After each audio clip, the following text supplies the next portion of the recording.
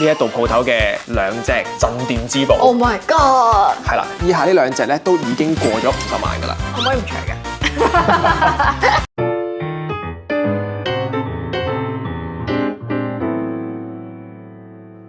唔知大家仲記唔記得咧？第一次行標鋪係咩感覺？我就記得咧，我以前咧其實係唔夠膽行入去啊，因為成日覺得咧入到去唔買嘢唔係幾好意思㗎嘛。所以咧今日咧我哋就揾埋同我一樣係新手嘅欣欣一齊去行標鋪啦。喂，欣欣啊，你有冇行過標鋪咧？其實我冇啊，成世女都冇行過啊，好緊張啊！好妒忌，我就係要呢一個第一次行入去發現新大陸嗰個心情啊！每一次第一次行去咧，就好多好新鮮嘅嘢未睇過咁樣。因為記得咧有個高人教路，跟住帶我入去，好榮幸啊！呢件事我都係新手嚟嘅啫。我記得咧上次同欣欣拍片咧，佢同我講佢係唔戴手錶嘅喎，所以咧好希望呢條片之後咧可以導埋佢入坑。好啊！好，等咯。好啦，我哋第一次嚟到標鋪喎，有個感覺係點啊？你覺得？感覺就好似你啱啱所講，唔買嘢嘅話會唔好意思啊！係因為好靚呢度成個裝修，同埋又好寧靜。我覺得入到嚟咧，就好似同頭先好嘈嘅街道咧，就突然間去咗一個圖書館咁樣，可以好靜心去睇一啲好靚嘅嘢。我哋可以睇下啲品牌，有冇邊個覺得哇，好似有啲熟口面，又或者係合眼緣。熟口面啊！呢個品牌我識啊，係啦。我哋睇下 Bulgari 咧，我覺得係一個好啱女仔戴嘅錶。當然佢有都好正嘅男裝錶，但係佢嘅女裝錶係好出色。我覺得行錶鋪咧有個好正嘅位就係咧，其實好多錶鋪係非常之 nice，佢哋好歡迎大家咧係拎隻錶出嚟去欣賞，可以直情可以咁樣講。即係好似平時我哋行嗰啲名牌包包店咧，跟住嗰啲首飾嗰啲，我都會夠膽拎出嚟睇嘅。哦，呢隻好簡潔啦，跟住佢又有啲玫瑰金嘅外框，我覺得好靚。Bulgari 咧其實有好多個系列咧，都係非常之啱女士戴，我覺得。同埋咧，佢成隻錶無論個殼型啦，同埋嗰條錶帶咧，其實係好斯文同埋係好 grand 啊！即係我都覺啊，同埋我覺得咧，佢係好少女心啊，因為咧佢唔係淨係嗰啲銀色同埋金色嘅錶面，佢有啲湖水綠啊，跟住又見到粉紅色啊，同埋啲珍珠面咧，即係我會覺得心心眼咯。睇咗之後，呢個 size 戴落我隻手係咪啱啱好啊？我覺得唔錯喎，同埋佢好有重量咯，喺度。同埋有少少轉做點綴咧，我覺得係女士會非常之中意嘅一個元素嚟嘅。可以試埋呢隻啊？可以啊，頭先嗰隻就係叫 Lucia， 我覺得係比較嗰個標本玩得好多變化嘅。Bulgari 咧其實就係一個手錶設計大師，佢專達大師以前嘅設計嚟嘅。哇！呢一隻戴上手嗰個感覺係完全唔一樣，我覺得感覺上呢個好似型少少，啱啱嗰個咧會圓潤啲嘅嗰個感覺，圓潤啲嘅睇好似唔係幾好。我覺得哇，呢個金色配顏色好靚啊，同埋好簡潔啊，佢個錶面我中意啊。同埋有冇少少原來 Bulgari 除咗珠寶之外，原來手錶都係有佢自己嘅風格呢樣嘢。係啊，大開眼界，靚。其實佢出男裝錶都有一啲我自己都好中意嘅錶款啦，譬如呢一隻叫 Octo Roma， 後邊一啲薄身啲嘅叫 Octo Finissimo。咁其實 Bulgari 係非常之擅長咗啲好薄嘅手錶嘅，咁所以其實都幾符合當下嗰個潮流同埋審美嘅其實。可唔可以唔除㗎？嗱，我覺得咧有個好處就係咧行 multi brand 嘅鋪頭咧，就有好多唔同嘅品牌喺一間鋪頭入邊。咁你睇完品牌 A 咧，就可以睇埋品牌 B、C、D、E， 咁你就可以咧橫向比較唔同品牌差唔多價位嘅手錶。我哋睇完 Bulgari 之後咧，後邊咧就係 Sharpak 啦，呢個亦都係去望下先。我自己幾中意嘅一個獨立製錶品牌嚟嘅。我又見到粉紅色啊！係呢個粉紅色咧，就係 Sharpak 其中一個比較斯文少少嘅錶款，叫 Promenade。咁佢哋咧叫做皺摺嘅面咯，即係你好似有啲粉紅色嘅紙摺咗好多個 fold 之後，有啲皺摺嘅效果出咗嚟。好特別哦佢，同埋佢都係女士主打㗎啦貨，係咪？其實佢唔係㗎，其實男女都可以。呢幾年唔知點解咧，手錶嘅世界咧突然間多咗好多品牌咧，係中意用粉紅色做錶面。可能因為周杰倫有一隻粉紅色面嘅帝舵嘅錶出咗，就變咗好多男士都發覺咧，原來粉紅色咧就唔一定係女仔嘅專利。好，我哋睇咗頭先欣欣覺得好靚嘅皺摺嘅 Promenade。同埋佢呢個係皮嘅錶帶。驚皮嘅錶帶。我驚皮添啊！會唔可以濕水嗰啲？會嘅，咁可能要鏡住咁樣。連洗手都唔得咯。洗手就可以，係啦。咁但係就可能出汗啦，可能就要清潔啦咁樣咯。你可以睇埋佢個背脊，我諗你會有另一個嘅。好得意啊！呢啲係咪就係機械嘅錶芯啊？係啦，你見到咧佢後邊咧有個舵咧，因為咧呢就係一隻自動錶嚟嘅。點解叫自動錶咧？就因為當你咧一路帶隻錶一路行啦，個舵就會轉。哦，即係擺低之後佢就會唔喐噶啦，係咪啊？係啦，冇錯。咁呢隻錶咧佢就有一個叫動力儲存，就係你擺咗隻錶幾多個鐘頭之後咧，你要重新上鏈，佢先識再走翻。咁但係如果自動錶咧，其實如果你每日戴咧，你 keep 住咧嗰個 rotor 喺度轉，佢就會自己幫你上鏈，咁你就唔使理佢啦。睇你試下呢隻。哇！呢隻都好靚啊，我自己覺得。即係首先佢係呢一個淡粉紅色嘅錶面，即係佢比起啱啱嗰隻嘅粉紅色咧，再 subtle 啲嘅，跟住就覺得好舒服啊嗰隻粉。同埋咧，佢個錶面設計咧就有呢一個好似布面嘅嗰啲絲綢緞面嘅感覺，好靚啊呢隻！呢隻感覺會唔會又好似 sporty 啲啊？即刻個感覺對比頭先嗰隻，我唔識分啊！我覺得呢一隻咧，我哋就係叫一啲一體式鏈帶嘅運動錶，因為咧你見到個錶殼啦，同埋條錶帶一體成型。咁呢一啲咧，通常我哋定義為比較 sporty 少少嘅款式，所以咧我覺得咧就會係型啲嘅、硬朗啲嘅風格。同埋見到個錶帶咧，佢每一個鏈接都係 C 字形嘅。哦，係。因為佢係 Chapek，其實用翻 Chapek 嘅 C 字去做一個靈感。跟住睇錶咧，除咗錶面之外咧，我都好介意條錶帶，因為其實個錶帶就係你可能每日戴住10幾個鐘隻錶咧，令到你舒唔舒服，其實就係條錶帶先係嗰個嘅主菜。明白。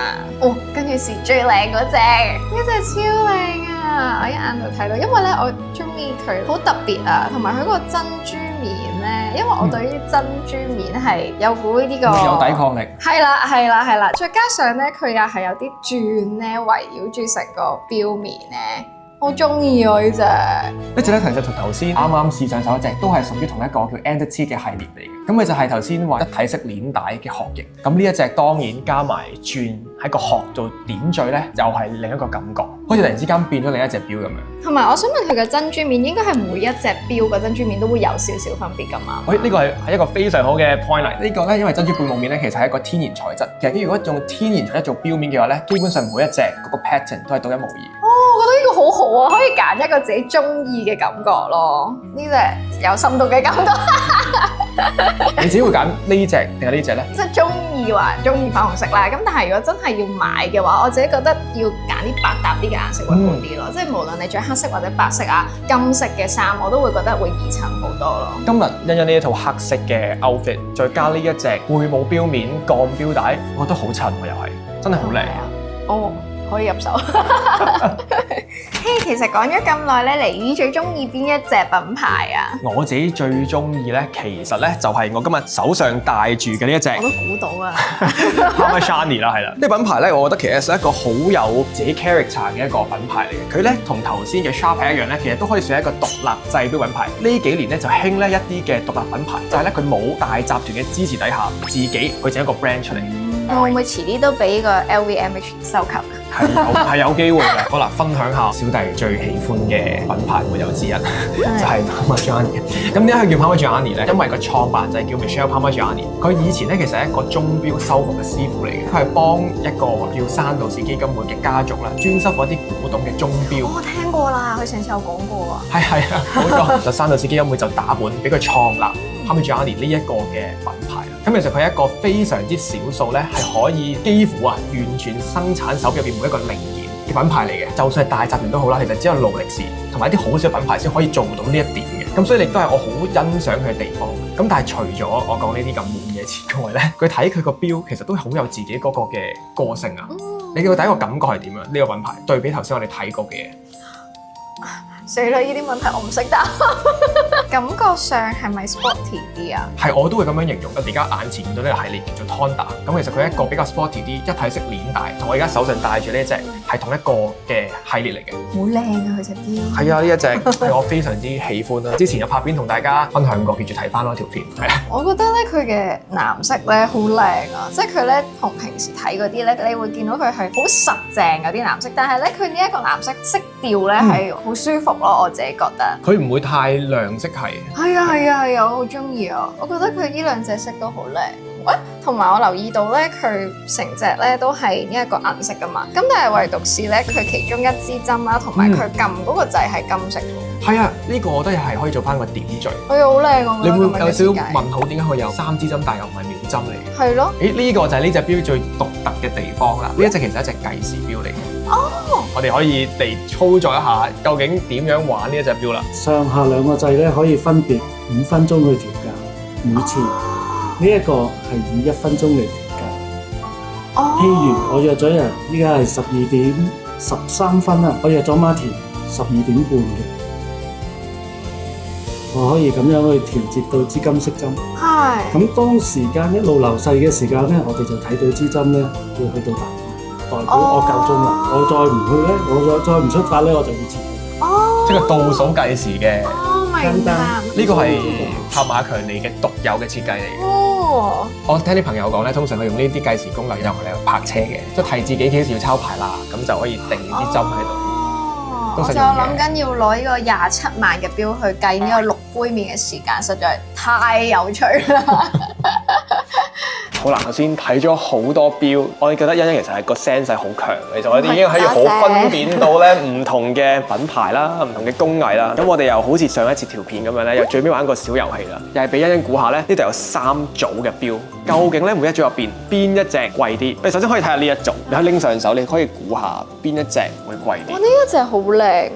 呢一隻其實就係 Nomos， 係一個德國嘅，你可以話獨立製錶都可以咁樣叫。咁其實就係一個好文青、好簡單嘅。好簡單啊，同埋我幾中意咯，有少少銀銀地，但係有金金定嗰個錶面，我覺得幾靚。同埋個機芯其實都靚㗎，我覺得。參賽者2號係一隻 Tag Heuer 嘅女裝錶。我覺得個錶面好靚喎，因為佢一嚟佢有啲鑽啦，跟住有啲金金地、粉粉地嘅元素啦。我就咁睇，我覺得呢隻貴啲，因為佢有啲鑽圍住。但係咧，呢一隻我提一提你，佢係 LVMH 集團旗下嘅 Tag Heuer，佢係大集團嘅錶嚟嘅。呢一隻咧其實係一隻獨立製錶，佢就得自己一個錶廠嘅啫。佢咁樣提我，咪即係呢隻貴啲啊？未必㗎，未必㗎。啊好啦，咁我估呢個啦，我覺得因為佢有鑽咯，純粹就係。係啱嘅，其實個思路係絕對正確，因為個錶面佢本身係別嘅。哦，一隻咧就係42,550，一隻18,500。係啦，就差唔多，其實差唔多係2倍嘅價錢啦。咁所以其實一啲獨立製錶亦都未必可以去到一啲好誇張嘅價錢。其實有時唔需要花好大價錢都可以揾到相對上好靚仔嘅手錶。好合理啊，佢個價錢，同埋都好 affordable 咯。第二個參賽嘅選手咧，就係嚟自2個唔同地區嘅手錶。呢一隻咧就係精工嘅旗艦嘅錶款啦，因為 Grand Seiko 就係你可以當係精工入邊比較高端定位嘅系列。哦，即係 Seiko，跟住仲有個 Grand Seiko 咁樣。再睇個叫 Credo，嗰個就係精工最旗艦，叫 Credo， 係啦，叫貴舵，中文叫。呢個面其實我覺得係好特別嘅，就係一隻好普通嘅大3針嘅錶，但係咧個錶面咧就係一個綠色，好靚嘅。呢個都好，呢個係第一個選手。OK。我哋第二個選手呢一隻咧就係嚟自英國嘅選手，佢叫 Bremont， 咁佢係一個比較多飛行主題嘅手錶。好靚喎！呢隻好特別喎。呢隻我哋叫 Jumping Hour， 所以你見到其實就冇針喺個錶面上面。係點樣睇時間嘅咧？就係時同分，其實個秒針。呢個係時㗎。係啦，指南針係秒針嚟嘅。哦，好型啊！呢隻 OK， 我估呢隻貴啲。但係你因為個功能有但係啊，有但同埋 Seiko， 雖然你話 Grand Seiko， 但係我感覺上好似 Seiko 都係成日聽到。我俾個提示你，嗱呢度其中一隻咧就係6萬蚊左右，一隻係3萬蚊左右，都係有2倍價錢嘅。我估嗰隻貴啲。你估咗呢隻其實係38,000蚊。係啦 ，Grand Seiko 咧佢就會係59,800。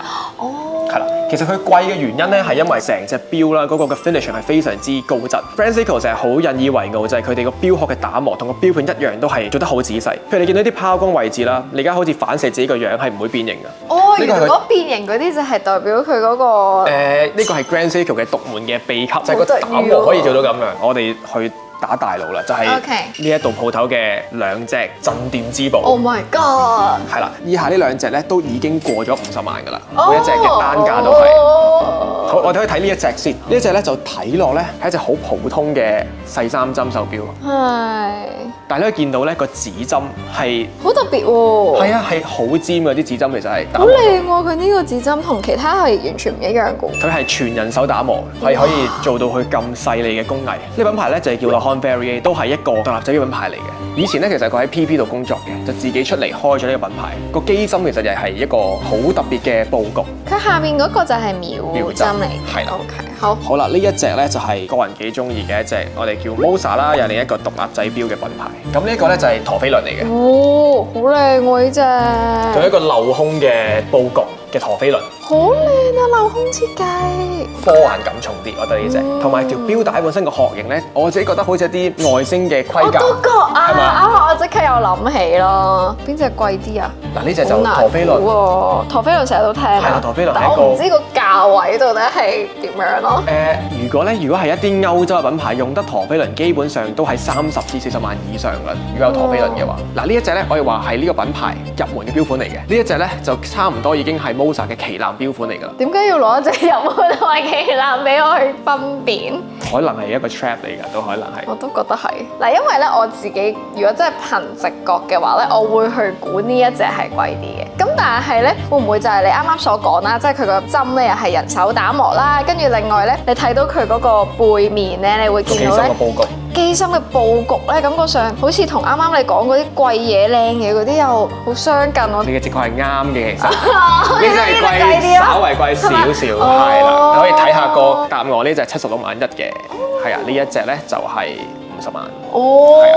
咁但係呢隻其實係 John Ferrier 嘅入門款嚟嘅。John Ferrier 有一啲再高定少少嘅款式咧，就輕易就突破咗70萬個巴㗎啦，就已經會。係啊，我都覺得呢個貴啲。哇，好開心！今日可以同欣欣一齊嚟行錶鋪。唔係啊，我榮幸嘅，因為我真係第一次行入呢個錶鋪啦，同埋咧試戴上手咯，將啲錶好開心啊，好開心。有冇令你改變咗對手錶嘅睇法？因為我記得你以前係唔戴錶㗎，會唔會而家行完之後會考慮？我會喎，我真係會想買喎，即係我會覺得有一樣嘢好開心嘅就係原來我入到嚟咧唔一定要買住先嘅，即係可以欣賞下同埋試戴上手啦。咁儲夠錢就可以過嚟買啦。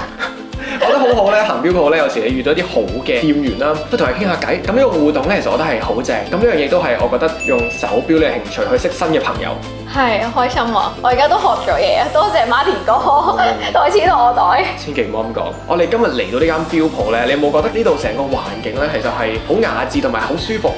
我好想知咧，其實呢一個錶鋪啦，係咪就係 Made in Hong Kong？係啦，其實我哋今日咧就嚟到咗東方錶行喺銅鑼灣嘅分店。東方錶行咧喺1961年咧喺香港咧就已經開始第一間門店，當時咧就喺上環嘅。咁之後咧個生意咧就越做越好，亦都係咧香港第一間真係專門做手錶零售而上市嘅公司。好犀利啊！同埋咧，我認得佢嗰個東方錶行嘅霓虹燈牌咯。哇！嗰個亦都係呢度嘅好 iconic 之一啊！咁同埋最近我哋有 take 個 time 呢一個咁樣嘅campaign 係啦，嗰架電車好靚咁樣。咁成件事我覺得係，就算一啲比較年輕啲嘅錶友都會拉近咗對手錶個距離。我自己覺得其實係。係啊，今日完全係拉近晒啦，學到好多嘢啊！多謝 Martin。好啦，咁如果中意條片嘅朋友咧，就記住 subscribe 欣欣嘅 channel，同埋 like 同埋 comment 喺條片度。我哋下條片再見，拜拜。